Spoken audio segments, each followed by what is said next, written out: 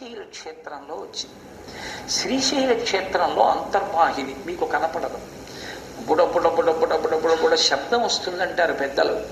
భూమి యొక్క వివరంలోంచి బుగ్గ కింద తంతు ఉంటుంది గంగ, కింద నుంచి పైకి వస్తూ ఉంటుంది. అక్కడే కృష్ణవేణి దక్షిణాభిముఖంగా వెళుతుంది, సరస్వతి ఉత్తరాభిముఖంగా వస్తుంది, కింద నుంచి గంగ పుడుతుంది. అందుకే పాతాళ గంగా అని పేరు.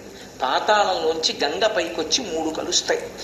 అసలు ఆ స్నానం చేయడానికి పాతాళ గంగకి వెళ్ళినటువంటి ప్రదేశం పరమాద్భుతంగా ఉంటుంది. ఏమి నీరు, ఏమి స్వచ్ఛతో, ఎంత ఆహ్లాదకరంగా ఉంటుందో అక్కడ స్నానం చేస్తే. ఆ పాతాళ గంగా స్నానం ఎవరు చేస్తారో వారికి విశేష ఫలం. ఎందుచేత అంటే పాతాళంలో గంగ మళ్ళీ పైకొచ్చి అంతర్వాహినిగా నిలబడుతూ ఉంటుంది అక్కడ. అందుకని పాతాళ గంగ